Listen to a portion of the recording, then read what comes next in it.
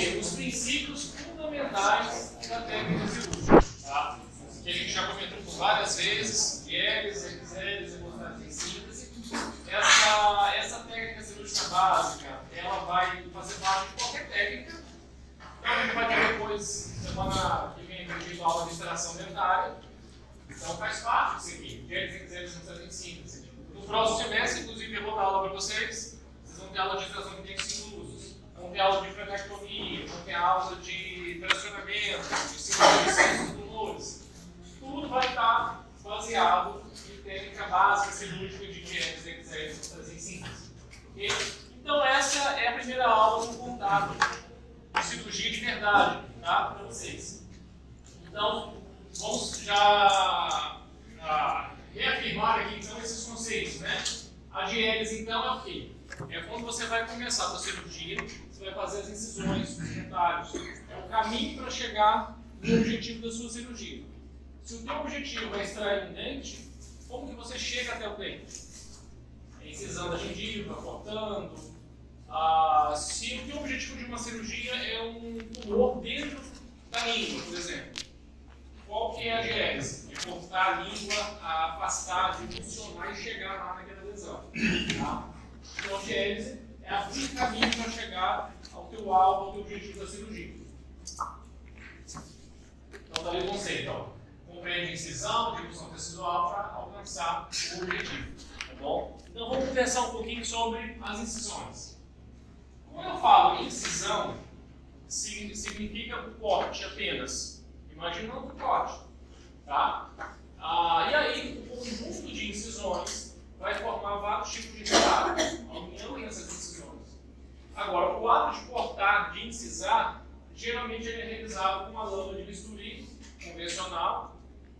Existem várias lâminas, né? Eu já vi lá naquela aula de instrumental, lembra? 15, 16, 12, aquelas grandonas, os cabos de bisturi número 3, número 4. O nosso padrão aí é 15 e a 15C.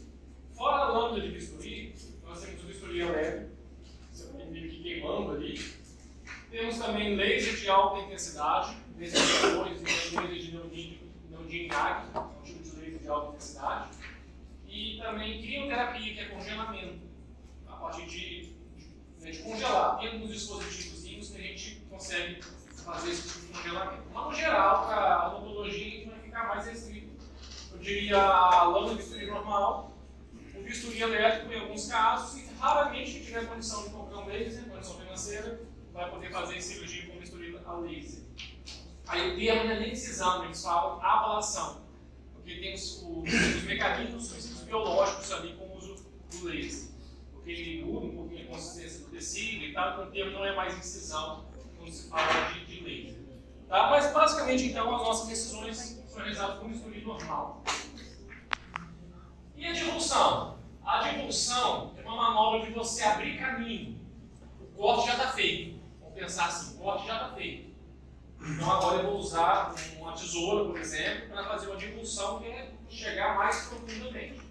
Desse lado direito aqui, é uma cirurgia de frenectomia labial. A divulsão está sendo realizada para poder tracionar e fechar o retalho.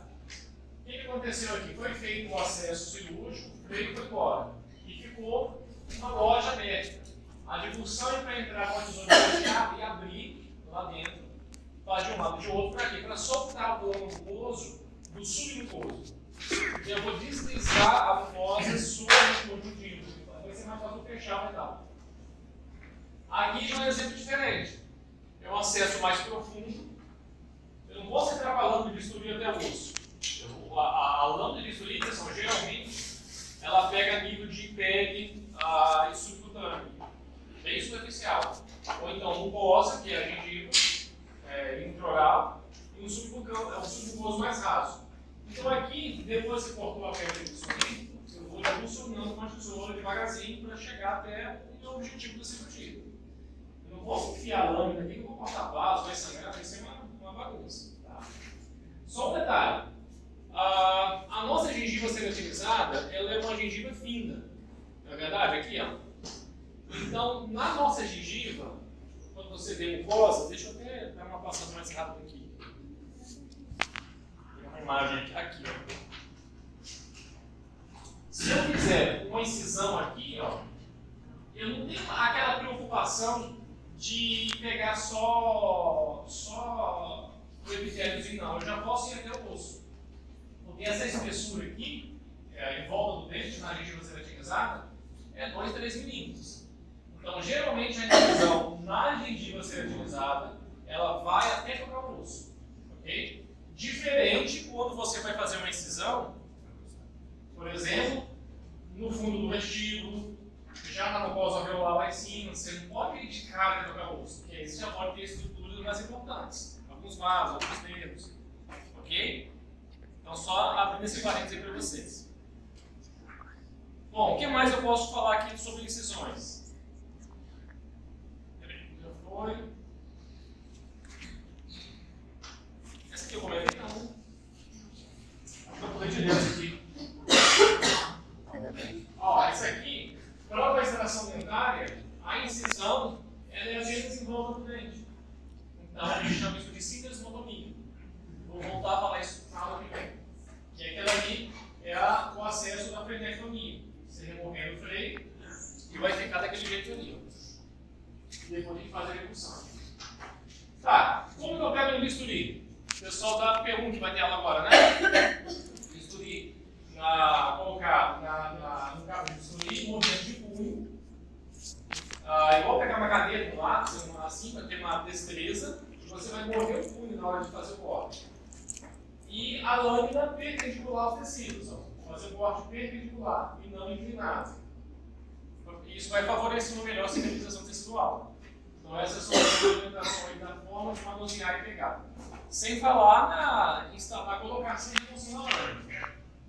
A gente já mostrou naquela aula lá no início de montagem de campo, mas hoje a gente vai voltar a falar na prática. Tem que segurar no início da lâmina com um porta-agulha ou pinça hemostática, a cobra ali, e depois na hora de remover, levanta essa porçãozinha de cá. Mas hoje a gente faz isso lá na prática EP2 na próxima semana. Ok? Agora vamos imaginar o seguinte, pessoal. Vocês já fizeram algumas incisões.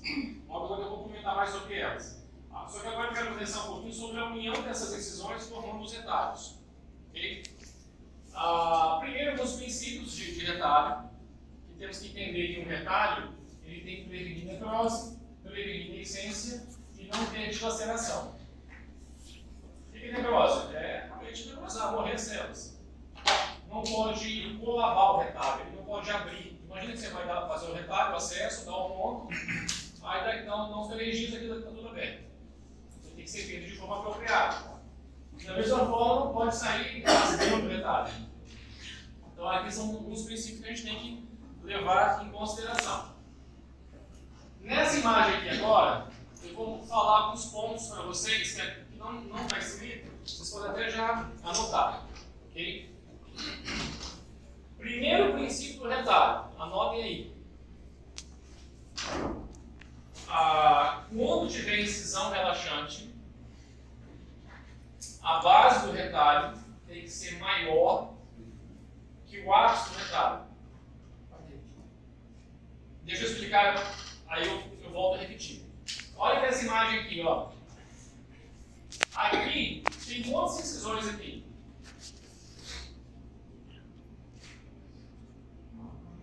Duas. Uma incisão intraocular, que está contornando aqui, todo mundo está vendo? E uma outra incisão relaxante, que nós chamamos, um alívio. Tá? São duas incisões. Quando eu faço, então, essas incisões relaxantes adicionais, isso é para que eu tenha uma visão melhor do tecido internamente. Então, o primeiro princípio é esse que eu acabei de falar. A base do retalho é a base que está aderida ao resto do corpo, é que está presa. Ela tem que ser mais ampla do que a parte de cima, ok? Para garantir o suporte sanguíneo. Se fosse ao contrário, a base mais estreita, que é a parte de cima, o sangue não chegaria ali, ó, e pode necrosar. Aí aquele princípio do slide anterior, tem que prevenir necrose. Então tem que fazer uma base mais ampla para chegar sangue aqui. Ó. Deu para entender isso aqui? Alguém não entendeu? É fácil, é tranquilo?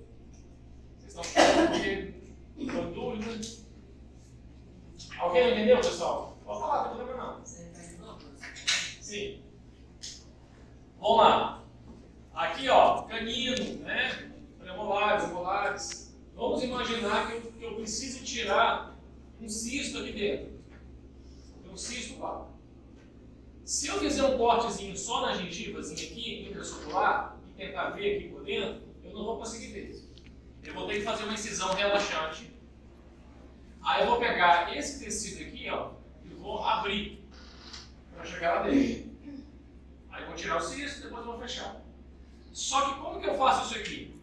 Essa incisão de alívio, ela tem que ser divergente, de forma com que a parte presa do retalho, que está aderida ao resto do fundo do vestíbulo, ao resto aqui da boca, seja mais ampla, mais larga, para garantir que sangue chegue lá em cima.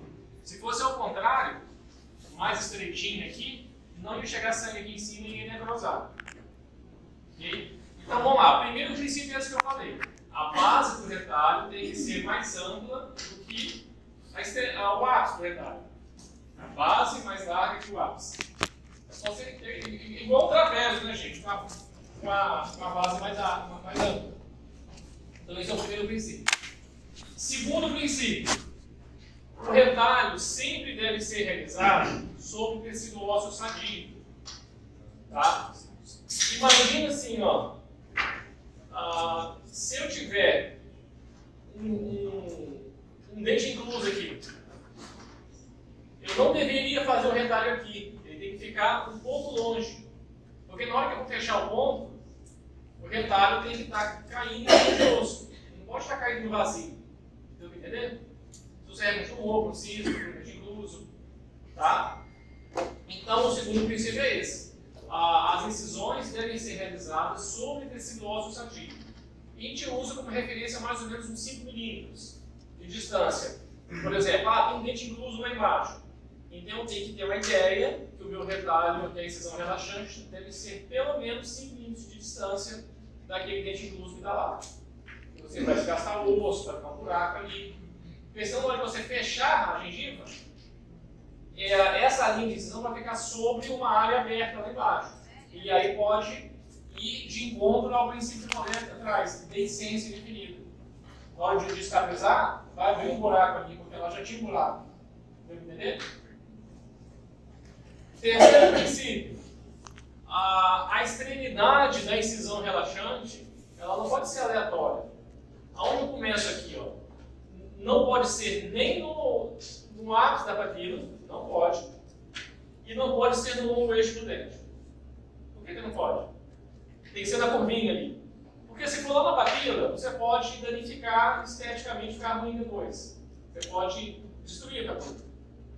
E se for no longo eixo do dente certinho, pode favorecer uma retração gengival.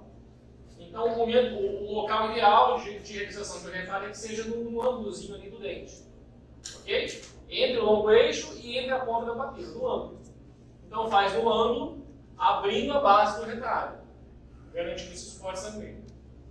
Então, primeiro princípio, base do retalho maior que o ápice. Segundo princípio, retalho sobre tecido ósseo sadio. E terceiro, o local da incisão relaxante que não pode ser nem no ápice nem no longo eixo. Tá?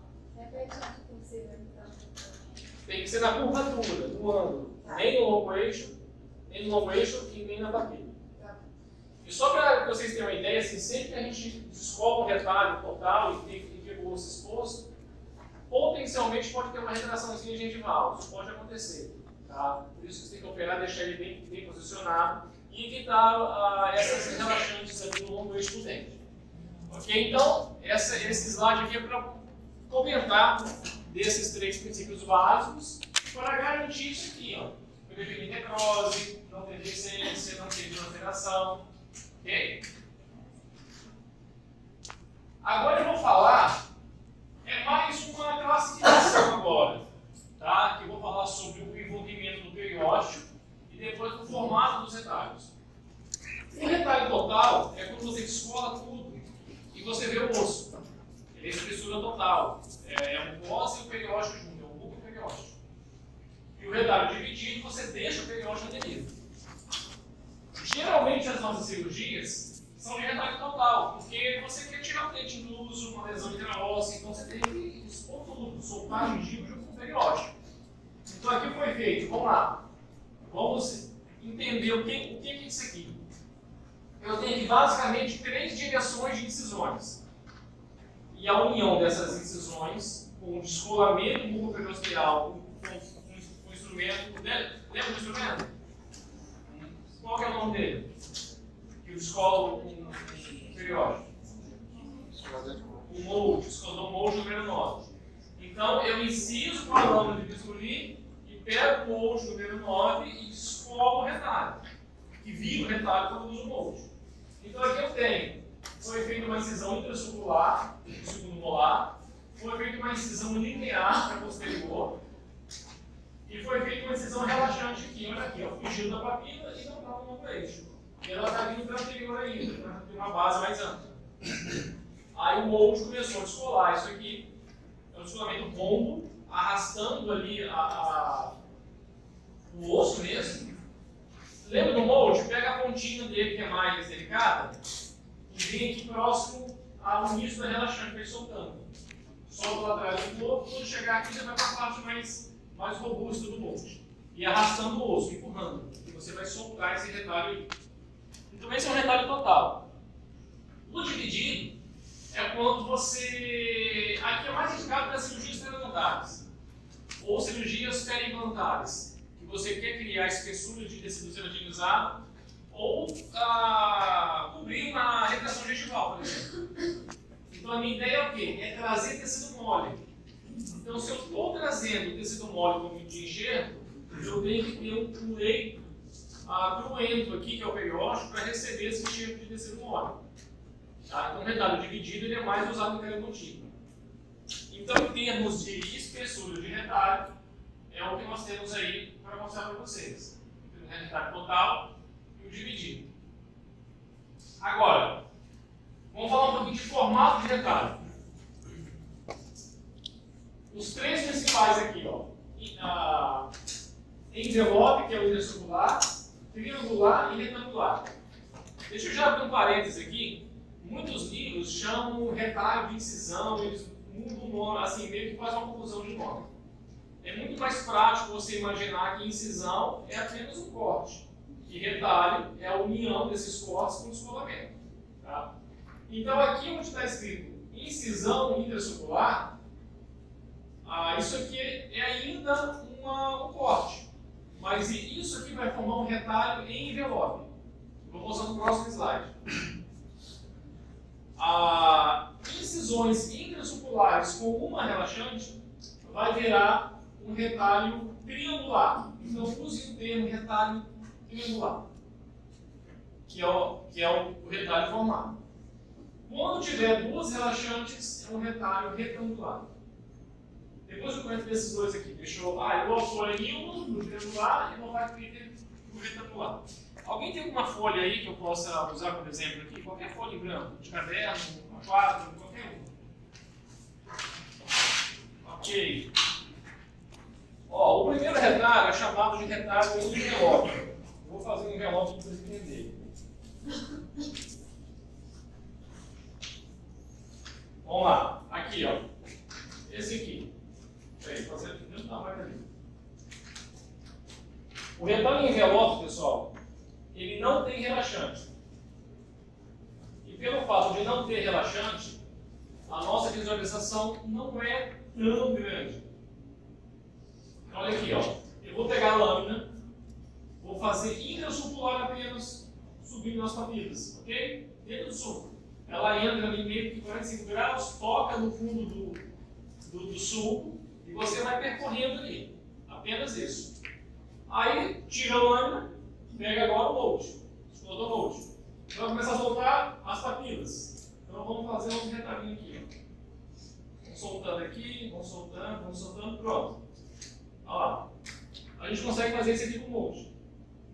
O molde vai expor o osso pra gente, só que você não vai conseguir ver o ápice do dente, muito lá para baixo.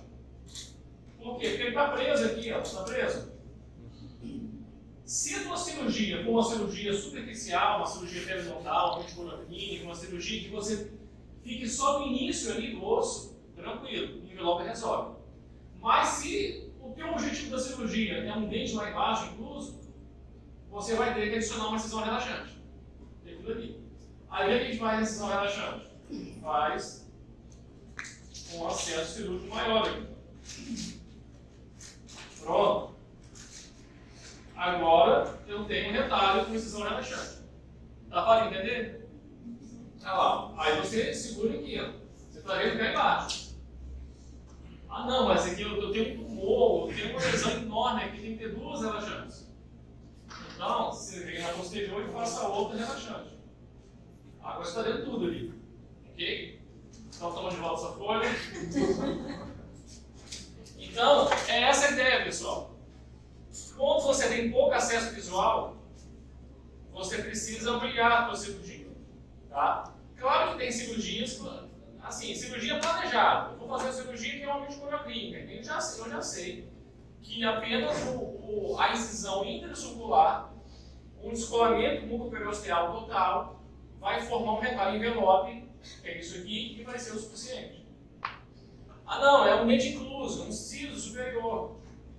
Não adianta fazer retalho intracircular em envelope, com retalho em envelope. Eu vou ter que acrescentar uma incisão relaxante para virar um retalho triangular, ou de ninho. Eu quero chegar mais em cima, lá no dente. Agora, se for um tumor, uma cirurgia periodontica, algo maior ainda, eu tenho que fazer não só uma, eu tenho que fazer duas relaxantes para ganhar acesso visual nas regiões apicais. Está entendido isso? E revisando aqui então, os princípios. Olha aqui a base do retalho que está mais amplo. Só que aqui é o superior, né? Então a base do retalho está em cima. Né? Então, está mais amplo em cima para chegar a nutrição ao retalho. Aqui, está meio abertinho, mas está certo. Aqui está mais aberto, a parte de baixo, do que a parte de cima. Isso aqui está errado, ele incisou em cima da papila. Está errado. Tá? Então, tem que consertar aqui o nível do pérfice, isso aqui. Deveria ser aqui, na curvinha, ou então para cá. E é isso. Então, olha só, na odontologia, são esses retalhos que são utilizados, tá bom? Tem mais alguns que não são tão frequentes. Aqui, vou fazer um retalho em envelope. Incisão. Esse aqui é para extrair um premolar incluso no palato. Vou fazer incisão intracircular no palatina. E até linha média. Pego um molde agora, vou entrando aqui nas papilas, solto as papilas, e aí vou juntando em mim, já viro o molde ao contrário, aquela parte mais rompa, e vou empurrando para formar o retalho em envelope. Ok? Olha o detalhe aqui. Em palato, eu tenho que evitar a incisão relaxante. Então já anotem aí. Procurar evitar realizar incisões relaxantes em palato. E o local mais seguro para realizar a incisão relaxante pelo lado palatino é no canino.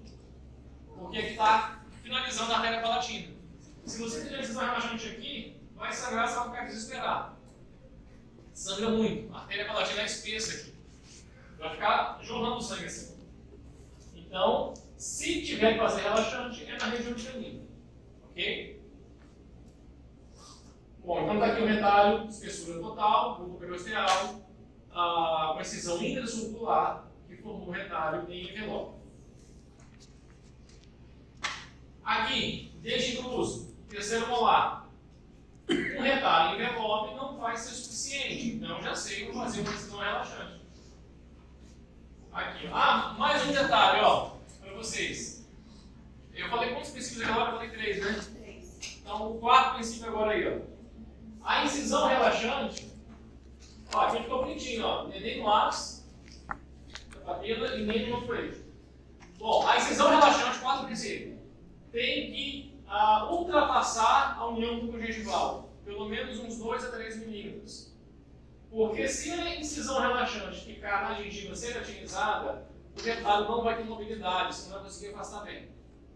Então tem que encostar e passar um pouquinho. Aqui, saiu da ceratinizada, tá? Mas bateu ali, você já vai parando. Porque senão vai pegar porções mais profundas com vasos mais calibrosos lá em cima. É outra preocupação. Então aqui vocês estão vendo então, uma incisão relaxante. tanto no superior quanto no inferior. Essa aqui, exemplo com duas relaxantes, são as cirurgias parenodônticas. Aqui tinha que ser mais divergente, tá? Ó. Tinha que ser mais divergente essas duas decisões. Então, cirurgias parenodônticas, você tem que chegar lá no ápice da raiz. Então, a gente está por exemplo das três, né? Essa aqui, vou apresentar para vocês aqui de conhecimento. Por exemplo, quando o paciente tem prótese, tem faceta, pessoal, quando você faz um retalho mucoperiosteal, tem um risco de depois, na hora da cicatrização, ter alguma retração gengival. Tá? Por isso foi criado esse retalho, você meio que preserva um colarinho de gengiva. Ó, vai contornando de 3 a 5 milímetros. Mas ele funciona como se fosse um retalho com duas relaxantes. Você faz esse colarinho e depois pode fazer as relaxantes normais. Então a ideia é apenas você tentar preservar a estética do paciente de uma eventual retração gengival. Então é indicado em região anterior quando o paciente teve uma prótese ou alguma faceta. Então é mais essa finalidade. Essa aqui é de curiosidade, quase não tenho, eu fiz uma vez só. Essa aqui está até mais baixa, mas a ideia é o quê? É no fundo do vestíbulo fazer um corte semilunar. A indicação seria também cirurgia endodôntica ou parenodôntica. Estou vendo uma lesão aqui? No ápice? Poderia ter feito esse retalho. Vai direto no fundo do vestíbulo e faz uma meia lua. Mas eu não gosto desse retalho, o campo visor é ruim, sangra muito, e não recomendo. E além desses, deixa eu mostrar mais um aqui. Ó. Tem alguns acessos, pessoal, vou mostrar. Peraí. Deixa eu só achar uma imagem aqui que eu vou mostrar mais dois acessos. Aqui, ó. Algumas cirurgias em traumatologia e em cirurgia ortognática, nós fazemos acesso no fundo do vestíbulo e no pós-alveolar diretamente. Então, se você tem uma fratura aqui na mandíbula, em ângulo, eu faço com bisturi elétrico, geralmente aqui nessa mucosa posterior, eliminando no fundo do vestíbulo. Tá? Até no lado superior, eu vou no fundo do vestíbulo de primeiro molar, direto lá em cima. Então, essas incisões direto na mucosa alveolar, geralmente são para cirurgias ortognáticas e cirurgias de traumatologia, tá bom? Só para título de curiosidade. Para remoção de enxerto também, ó. Remover enxerto de língua externa, remover enxerto de membro, você pode ir direto na mucosa alveolar, tá? É uma opção. Mas não é o dia a dia de consultório. O dia a dia de consultório, de novo, lembre desse slide aqui, essas três. Ok? Um envelope, um relaxante ou duas relaxantes. Bom, vamos pensar aqui em opções de retalho. Vou extrair um terceiro molar incluso. O que eu poderia usar aqui? A minha primeira escolha é sempre uma relaxante. Essa aqui. Se eu pensar em fazer envelope, eu tenho necessariamente que avançar um dente a mais para compensar a ausência da relaxante. Eu caminho mais para frente. Lembra do dente no palato aqui que eu mostrei? O envelope estava do incisivo até o segundo molar. Eu não vai ter envelope, porque eu quis evitar a relaxante. Então entendam isso. Quando você não tem relaxante, a tendência é você aumentar o envelope para compensar essa falta de acesso. Mas mesmo assim, eu não indico fazer retalho em envelope para terceiro molar, porque eu não vou ter um acesso visual tão bom. Da mesma forma que o inferior. Eu tenho que alinhar lá atrás, obviamente, o vestibular aqui, e essa é relaxante. Eu tenho que passar um pouquinho aqui. Hoje, em alguns casos, a minha relaxante eu desloco para a distal. Mas aqui só para quem já está acostumado a fazer muita cirurgia de siso, fica mais rápido a cirurgia. Só que aqui começa a cair o problema de um dos princípios. A incisão nunca deve ser, aliás, a incisão deve ser sempre no tecido ósseo sadio. Aqui meu terceiro molar está aqui perto. Então pode ser um problema. Tá? E já que eu comentei sobre isso, essa incisão aqui atrás, eu não tenho escolha. Porque o terceiro molar ele vai cair. Aqui não tem jeito. Tá? Então eu inciso ali mesmo, tiro o osso, quando eu for fechar, embaixo não vai ter nada.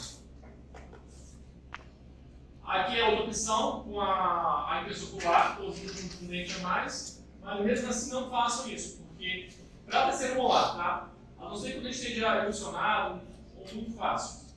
E tem um perigo ainda de você tentar um acesso visual com esse retalho que não vai afastar muito e você vai acabar dilacerando, rasgando o retalho.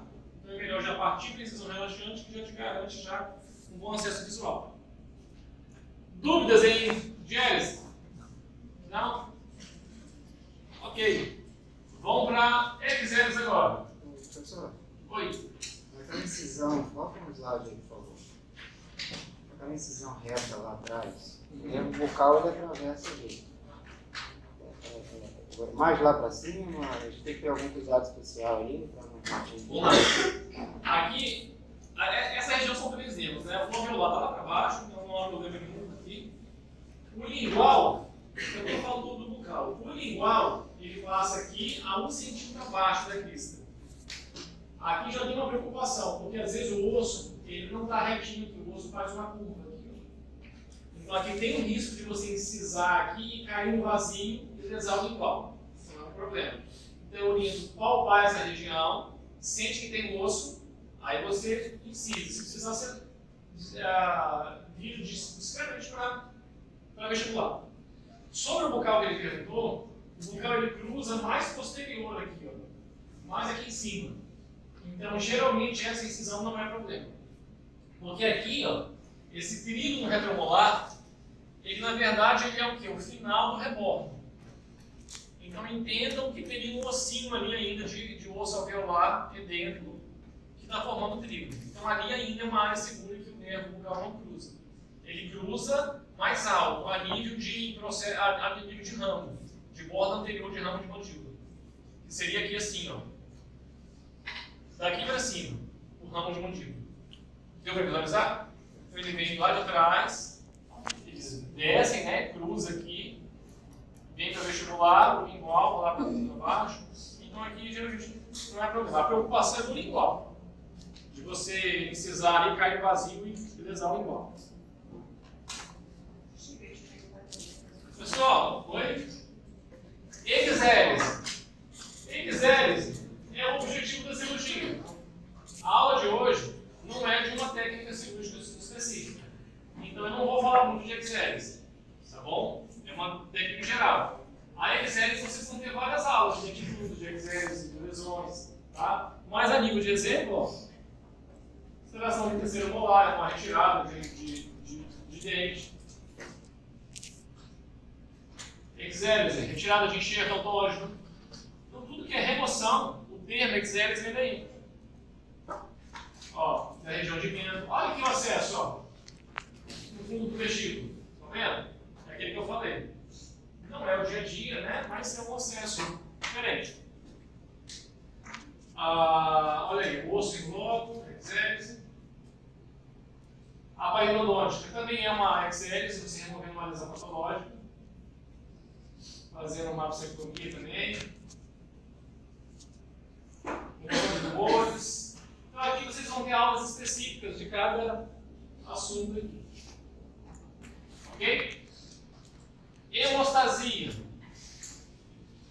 Lembra da hemostasia que ele falou várias vezes? Hemostasia é uma manobra cirúrgica, que é o que eu vou mostrar para vocês, mas também é um processo fisiológico, né? Você entender que vai parar de sangrar. Mas a ideia aqui é entender a manobra cirúrgica que vai compreender a compressão, pensamento de vaso, sutura, agentes hemostáticos, tudo para parar de sangrar. Esse é o objetivo. As manobras, vocês já estão fera, que é uma prova com vocês por tudo. Inclusive as provas estão aqui, vou entregar daqui a pouco para vocês. Vocês já sabem da questão planetária, vascular, coagulação, vocês já estão sabendo isso aí. Então a gente acredita que vai coagular. Em algumas situações pedimos exame de sangue, coagulograma, né, para saber se está funcionando a coagulação, para evitar acidentes hemorrágicos, que é o que a gente não quer. No entanto, se tudo estiver muito bem funcionando, hemostasia fisiológica perfeita, mas se você estiver hipertenso, se você cortar um vaso mais calibroso, pode dar hemorragia no transoperatório ou pós-operatório, principalmente nas superfícies de 48 horas. E não é o que a gente quer. Infelizmente isso acontece, porque opera, volta e meia, aí isso acontece. É o grande susto do cirurgião, pegar um vaso maior. Tá? O tratamento de hemorragia. É claro que tem que ter um entendimento prévio, né? Se não tinha nenhum problema de saúde sistêmica, discrepância sanguínea. Mas a ideia é o quê? Você tem que visualizar aonde está sangrando. É cirurgia, você só tem que saber a origem do sangramento. Para a partir dali, se for de tecido mole, você vê o vaso, pinça, uma pinça, qual é o nome da pinça? Hemostática, pinça o vaso, pode fazer ligadura com fio, você dá nó, dá ponto no vaso, você pode cauterizar tudo com bisturi elétrico. Se você não vê o vaso, você sabe que está sangrando ali, mas você não vê nada. Dá um pontão assim, pegando tecido ao redor e tenta comprimir tudo com um ponto. Uma sutura em massa que nós chamamos. Se o sangramento for do alvéolo, uma cirurgia que eu fiz foi esse ano, Eu fiz extração do terceiro molar, normal, cirurgia tranquila. Até eu retirar o siso. Quando eu tirei o dente, o sangue jorrava, que era da lateral alveolar inferior. E aí sangrava muito, muito, muito. Botei gase e nada. Comprimindo, a gase encharcando e subindo. Aí a gente tem poucas opções, né? Geralmente quando o sangramento é intraósseo, o que vai resolver vai ser cera para osso. Você tem que ter uma cera para osso com um agente hemostático e colocar lá dentro. Eu coloquei a cera, parou na hora. Eu deixei a gás, eu acho que uns 10 minutos. Teoricamente uma compressão já iria resolver, mas o sangue ia fluindo assim com a gás. Aí eu peguei a cera para osso, tirei a gás, estava sangrando muito ainda, na hora já coloquei a cera e parou. Cera para osso, para quem não sabe, você sabe o que é a cera séptica, sabe? É menos consistência, só que ela não é rosinha, vermelha, ela é uma cor meio amarelada, ou esbranquiçada, assim, meio creme. Ela vem num envelopezinho igual um fio de sutura.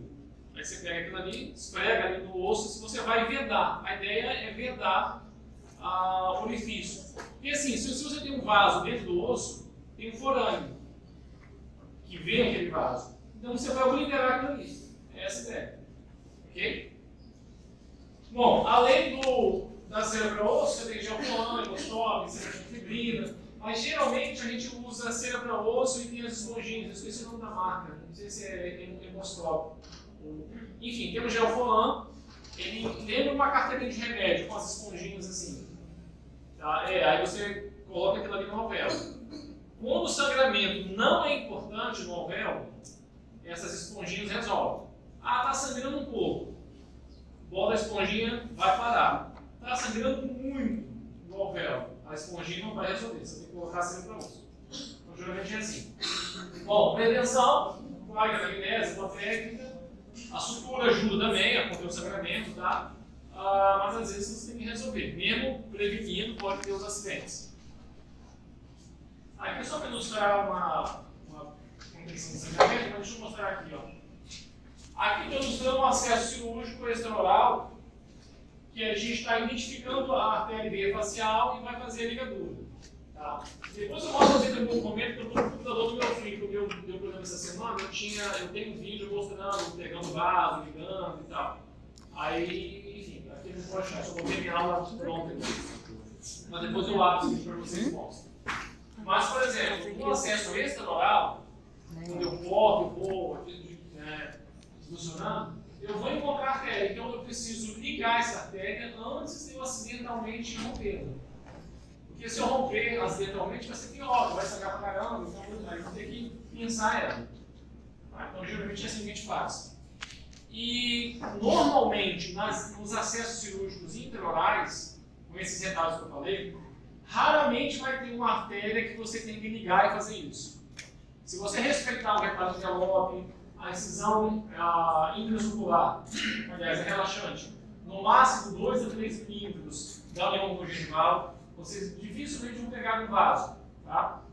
Se fizer relaxante no vaso, no máximo no canino, vocês não vão ter problema. Ok? Dúvidas aí? Pessoal, 2 minutos de intervalo, ninguém sai, só para abrir a chamada agora para vocês. Banheiro pode ir.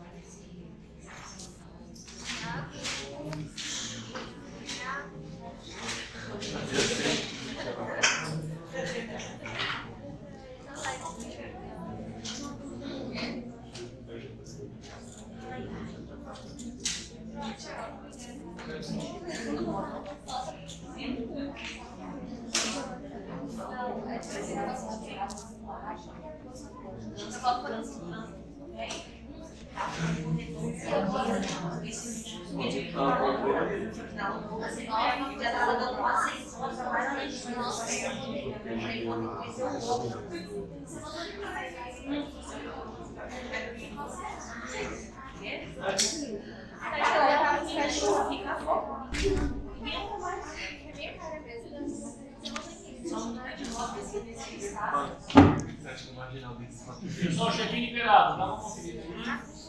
Chequinho. Ai, que sala de coisa falando chequinho.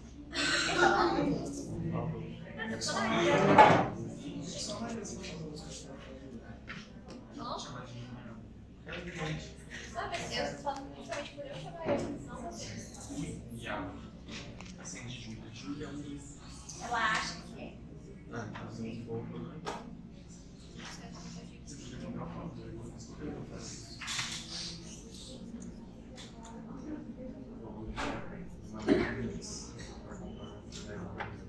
Eu não. Você dá pra mulher?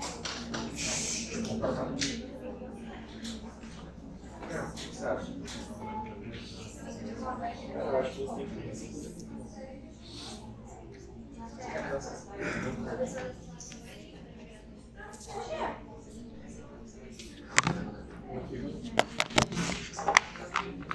ela só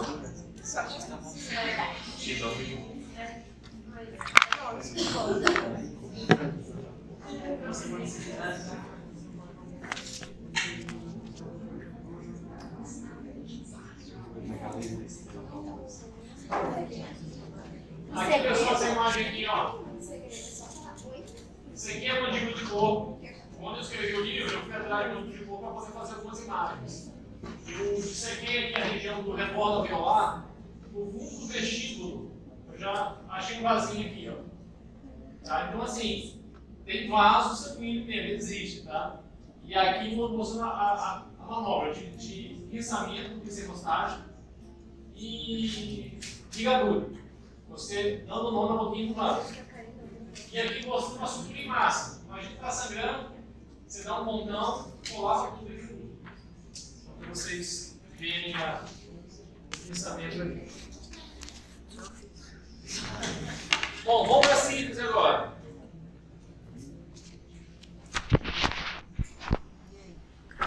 Vamos lá, a última etapa da cirurgia é a síntese. A síntese é o quê? É da ideia de construir, né? De reconstruir o que você danificou com o acesso à cirurgia. Então, é um conjunto de manobras para reaproximar os tecidos. Isso geralmente a gente entende que é sutura, que é tecido mole, mas serve também para tecido ósseo. Então, se você for fixar uma fratura, por exemplo, de flagem, parafuso, é uma síntese também. Inclusive, você pode até fazer com fio de aço. Deixa eu ver se está aqui nessa imagem aqui.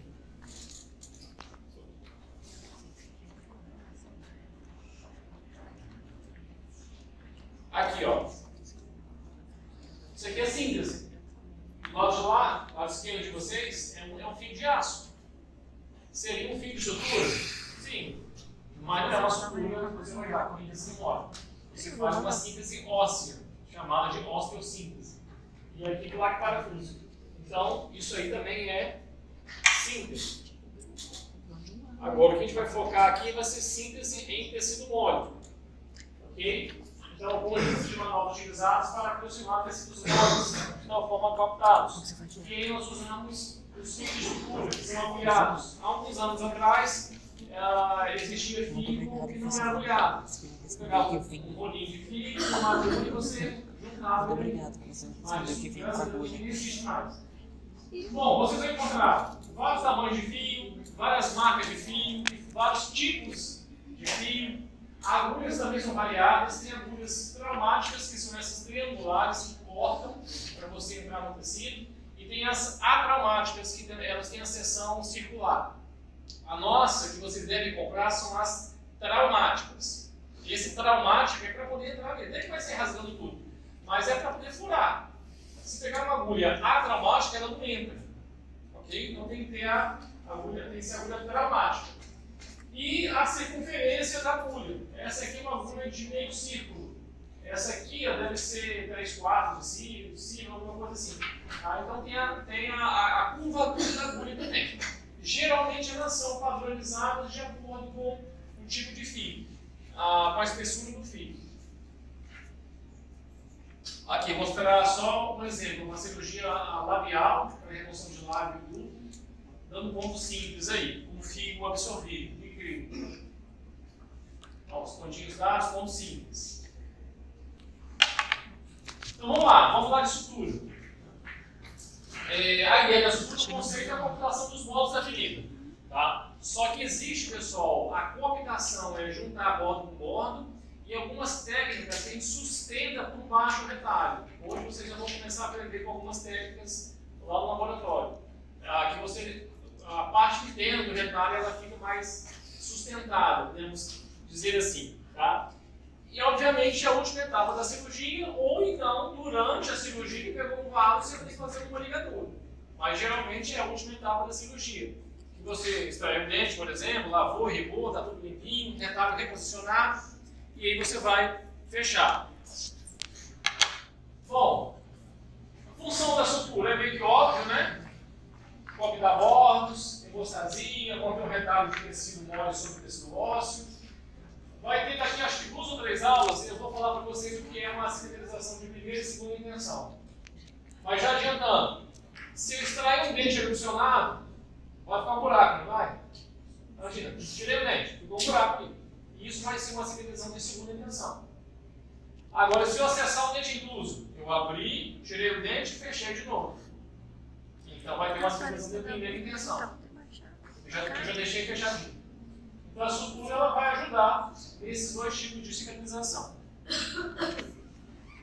Além disso, ó, evitar ou prevenir hemorragias, protege ao pelo, favorece a manutenção do lado, mantém o retalho em posição, previne ou diminui a penetração dos organismos. Então tudo isso aí é a função da sutura. Okay? Vamos voltar a falar agora então dos fios de sutura. Vamos falar inicialmente da espessura deles. Ó.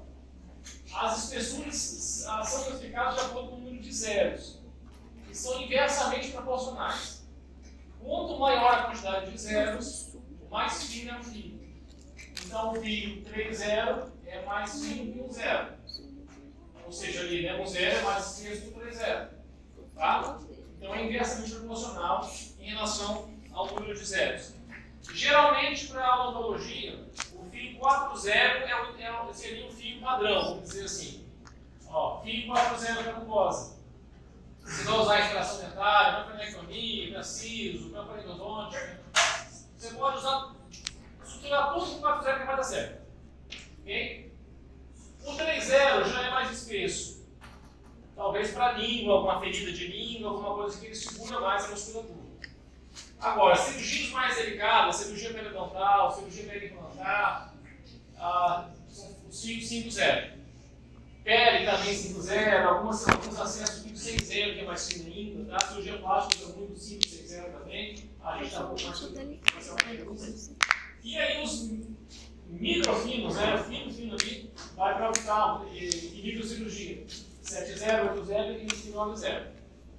São bem finitos. Então, assim, ó, pra gente é o 4,0. Se quiser ter um 3,0 na gaveta, é interessante. E também ter um 5,0. Algumas cirurgias mais delicadas.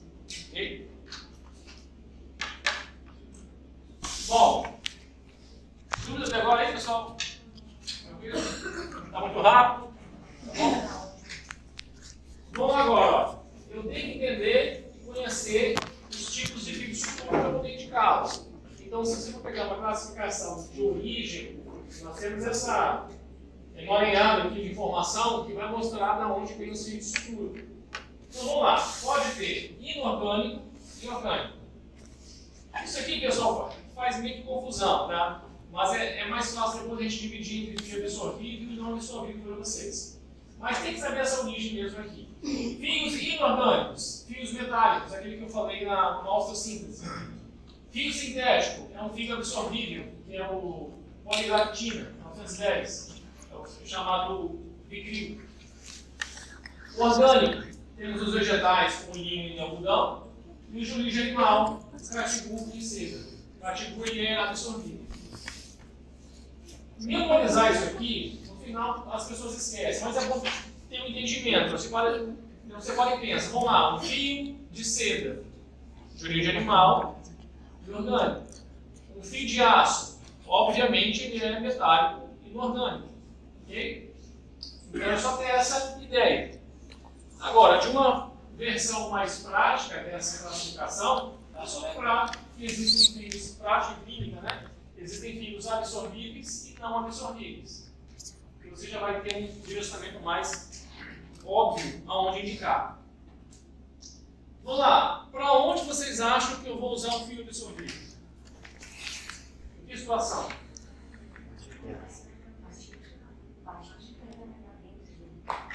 Tá, se for uma cirurgia profunda, você vai dar um pouco de tempo, ok. Mas na boca, se você for operar a boca de alguém, o que é o que vocês vão fazer? Qual paciente vai receber um fio absorvível e qual que não vai?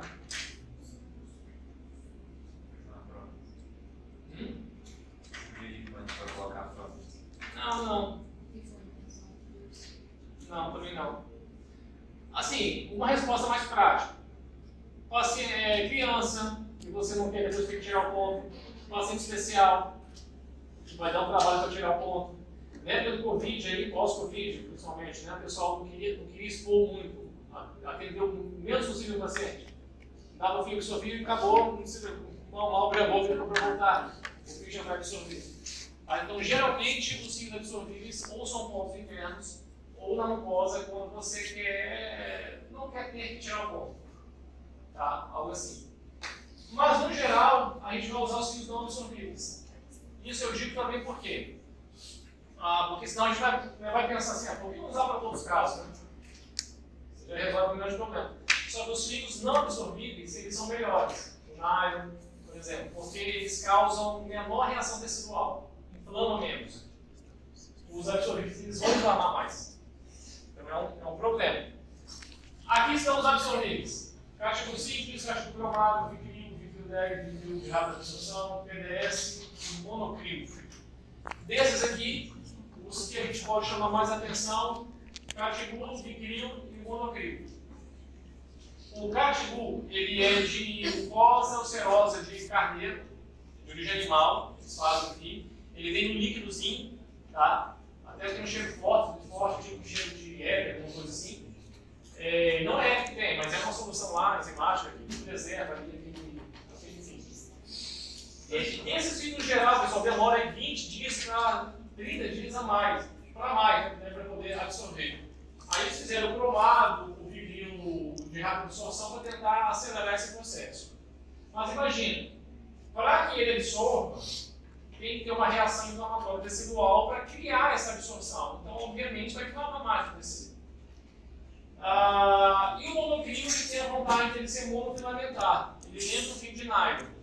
Então, ele vem ser melhor que os outros que eu vi por isso para só que ele é bem mais caro. Esse aqui. O vicrio ele é multifilamentar. Depois eu mostro para vocês aqui. Os não absorvíveis usados na odontologia geralmente é de seda e nylon. Linho, acho que nunca vi vender ambiental de linho, mas é basicamente seda e nylon. Eu detesto seda, mas dá para usar. Seda só usa em cirurgias de frenectomia lingual, porque vai ficar mexendo muito na língua e vai incomodar menos o paciente. Aliás, a única vantagem que eu vejo do fio de seda é que não incomoda o paciente. Fora isso, eu vejo só desvantagem. O nylon incomoda um pouquinho? Incomoda, mas ele deixa o retalho bem firme, o cílio deixa meio molendo, não acumula placa, o cílio fica uma nhaca aquilo ali, né? E ele é muito filamentado, o nylon é muito, muito melhor. Bom, então só pessoal, só para resumir, fios absorvíveis. Lembra do vicrio, catibu e o monocrio que é um fio mais caro. Fios não absorvíveis, nylon e seda, tá bom? Então esses 4 ou 5 fios.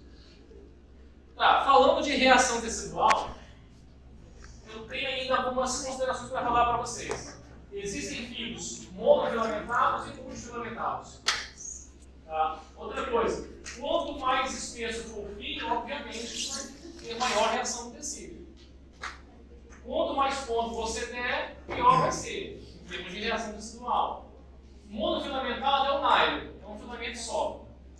filamentado, ó, é igual uma trancinha de cabelo do monte, igual uma corda, cheia de filamento. Isso vai reter mais placa, mais bactéria, vai dar maior reação tecidual. Ok? E outra coisa, nunca usar fio absorvível em pele, senão dá cicatriz. A gente só usa fios não absorvíveis como nylon. Por isso que o padrão de dar ponta em pele é nylon. Você já viu alguém dar ponta em pele com seda? Alguém já viu? Quando você lê de ponta é nylon, né? Então por que a gente vai dar também ponto de nylon, aliás, de seda na boca? A única vantagem da seda é o conforto, só isso. Fora isso, ao meu ver, é mais desvantagem.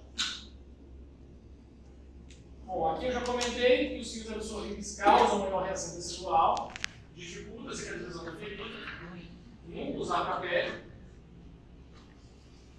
E os não absorvíveis seriam os ideais, né? Para você usar em termos de resposta inflamatória. Aqui, por exemplo, ó, vou esquecer esse policopileno aqui, mas aqui e esse poliéster. O que eu quero dizer aqui? Que o nylon ele tem menor reação tecidual que a seda. Ele vai inflamar menos o tecido, por isso que ele é usado em pele. Se eu pegasse os fios absorvíveis, aonde que eles iriam entrar? Aqui ou aqui? Qual lado? Pode lá? Isso, porque os fios absorvíveis causam maior reação tecidual, vai inflamar mais. Então eles vão inflamar, vão ter uma resposta inflamatória maior que a seda. Tá? E aí, o nylon, comparando com eles, vai ter a menor reação tecidual. Okay? Agora vamos para a técnica de dar ponto mesmo. Vamos falar um pouquinho agora de princípios, saindo agora da teoria de estrutura, né? Vamos falar de execução mesmo, tá? Princípios gerais, ó. Alguns aqui, pessoal, é coisa de livro que pode passar batido. Esse aqui é um deles. Se tudo da esquerda para a direita, não tem muito isso. Mas eu coloquei aqui só porque faz parte ali dos tópicos que eu encontrei na literatura. Esse é importante, ó, não deixar nó na linha de incisão. Porque o nó muda a placa bacteriana, ele favorece uma operação da cicatrização. Então você dá o ponto, foge com o nó para um dos lados. Aqui a gente usa agulha curta, então pode desconsiderar o 3 e 4. Então, nessa imagem aqui, vou lembrar que o nó nunca deve ser na linha de incisão. E aqui, obviamente, não deixar o osso exposto. Claro que você planejou um retalho, vai ter que fechar tudo. Sutura. Isso aqui é importante. Sempre deve ser da parte móvel para a parte fixa. Deixa eu até já adiantar aqui uma coisa aqui, na imagem. Aqui. Eu tenho um retalho aqui, relaxante. Eu primeiro passo a agulha na parte solta e depois eu venho para a parte fixa. Tá? Isso vai ser importante a partir do segundo e terceiro ponto. Porque senão você, imagina que você deu só esse ponto aqui, só deu o primeiro. Quando você começar a dar os outros, se você entrar na parte fixa e sair na mole, você vai puxar esse retalho e pode afrouxar os outros pontos dados. Então, o ideal, sempre quando a agulha passar na parte móvel e depois entrar na parte fixa. Tá? Então, isso é um ponto importante. Além disso, na distribuição aqui, de qual ponto dar primeiro, o primeiro ponto em um retalho sempre deve ser o do início da incisão relaxante. Se for envelope, tanto faz, né? É um retalho envelope. Mas se for um retalho com uma incisão relaxante, esse é o primeiro ponto. Para você garantir que vai ficar certinho aqui, bordo com bordo aqui. Não vai ficar torto. Aí o segundo ponto, eu oriento fazer do lado. E aí depois, tanto faz. Terceiro aqui, o quarto, aí é diferente. Tá bom? Vou voltar para cá. Então, ó, sutura sempre a partir da parte móvel. Quando a ferida for extensa, isso aqui é interessante. Se for uma ferida reta, é bom você dar um ponto no meio, para você ter uma referência ali de tamanho, porque às vezes você pode começar e meio que separar um pouco os retalhos, deslocar. Às vezes eu faço até um no meio, faço ainda metade da metade ali e vou intercalando, não é uma opção. Tá? Mas o do meio já é interessante para você depois ir com uma sequência de Isso aqui é só um detalhe de técnica que pode ter estruturas com ancoragem, mas enfim. Então, ó, nó nunca sobre a linha de incisão, não deixando se exposto, começando a parte móvel, e se tiver relaxante, o primeiro ponto é do início da relaxante. Então, esses pontos aí que eu destaco para vocês. Mas aqui também, ó, a cada lado do bordo da ferida, a entrada e a saída do fio tem que ser a mesma distância do centro. Entendeu? Tipo 2 a 3 milímetros. Você tem uma linha de incisão, coloquem de 2 a 3 milímetros de distância da linha de incisão. Aqui eu já falei. Vamos ver aqui. Obviamente, a sutura é a finalização da cirurgia. Então, se você lacerou um retalho, está todo cortado, imagina a sutura como é que vai ficar ruim. Então, retalho bem planejado, a sutura vai ser consequência de uma cirurgia bem feita. Mais informação, ó, para quem for trabalhar hoje lá na prática, na hora de pegar a agulha, ela tem que estar perpendicular ao porta-agulha, igual aqui. Não é ela para frente, não. E o porta-agulha vai prender deixando 3/4 da agulha para frente, que é a parte que passa no tecido, e 1/4 para fora. Mas também não pode segurar na beirinha lá do fio, senão vai quebrar aquilo ali. Então tem que ser igual dali. A pedra do porta-agulha, o polegar de uma argola e o quarto dedo do outro. E os dois do meio ali, ó, apoiando a base ali, né, do porta-agulha. A agulha também entra 90 graus e girando, fazendo um círculo lá dentro do tecido. E não deve entrar fora dessa angulação. Tem que entrar bem perpendicular. Aí quando entrar lá dentro, ela gira. Se vocês girarem errado, vocês vão entortar a agulha. Inclusive, a maioria de vocês vai entortar a agulha hoje. É normal. Pessoal, nós vamos mostrar aqui, ó, nó cirúrgico. Não vai adiantar eu falar agora. Tá? Vocês não vão entender. Geralmente vocês fazem um giro. Ó, quando for fechar o nó, 2 voltas no sentido horário, uma no anti-horário, e depois volta para o horário. Mas deixa isso para aula prática, tá bom? Vai ser fácil de entender lá. Deixa eu só ver algumas informações aqui. E esses pontos todos aqui, ó, vocês vão trabalhar lá na prática. Na verdade, eu vou mostrar para vocês isolado e contínuo. Nós vamos trabalhar com sutura simples, em X, em U.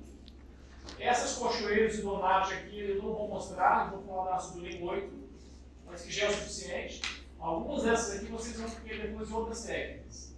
E vou mostrar também as suturas contínuas. Aqui, ó, sutura simples. Ó, 99% dos casos vocês resolvem com sutura simples, tá? Então, o simples bem feito, vocês vão resolver tudo. Sutura simples, 3 simples. Aqui, qual que é o primeiro ponto? Acertado. Esse é o primeiro ponto acertado. Segundo ponto, dá esse aqui. Depois, tanto faz.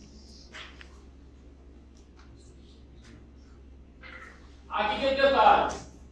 Pessoal, uma aula de sutura é fácil quando é uma linha assim, ó. Você vai dando ponto. Se tiver um ponto de contato no meio, vocês vão ter que entrar pela vestibular, sair da palatina, aí pega a palatina lá, volta debaixo do ponto do contato e fecha aqui na frente.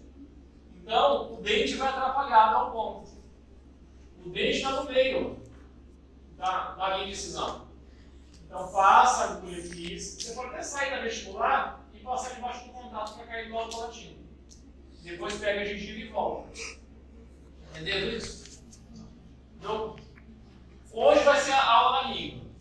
Quando tiver a aula de técnica de extração dentária, vocês vão poder dar ponto no manequim. Então vocês vão fazer isso. Então tem que pegar a agulha e passar na papila vestibular. Se conseguir já cair do lado palatino, ótimo. Se não, puxa e joga debaixo do palatino. Depois faz a mesma coisa do outro lado. E aí fecha aqui na frente. Eu estou mostrando aqui. Fica aqui, pessoal. Ó, entrei com a agulha aqui. Sai com ela na palatina lá para trás. Depois entra lá também, só que eu tenho que voltar aqui na frente. Tem que passar debaixo do ponto de contato. Isso dificulta. Oi, Aquela segunda incisão aí do lado.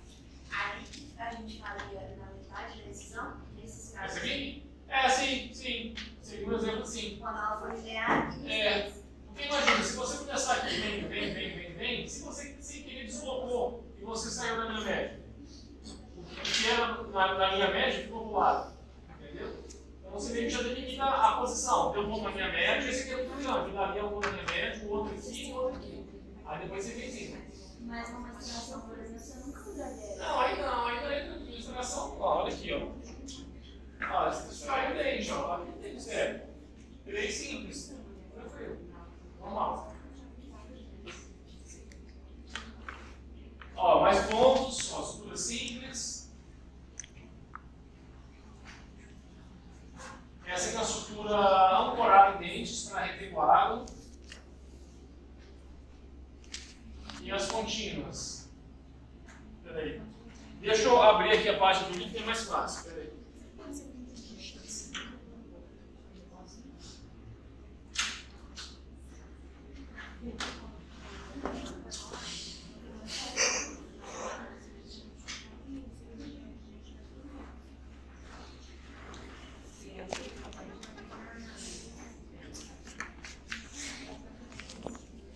Aqui, pessoal, ó, estrutura simples, que serve para cooptação de bordo, em formato de U, sustentação, formato de X, retenção de coágulo. Tem as simples, as contínuas, deixa eu mostrar aqui. Olha ali, ó, à esquerda de vocês, estrutura simples. Olha aqui à direita de vocês, ó, uma estrutura em X para apoiar o coágulo no alvéolo, com a sustentação. E aqui, as estruturas contínuas. Contínua simples e uma contínua tensionada. Essas duas vocês vão fazer hoje também lá. Hoje vão ser 6 ou 7 técnicas de estrutura. Vocês vão se dar aprender. Tá. E aí, pessoal, alguma dúvida? Vamos tentar. Oi? Vamos tentar. Acende a luz de imprimir que é para entregar as provas.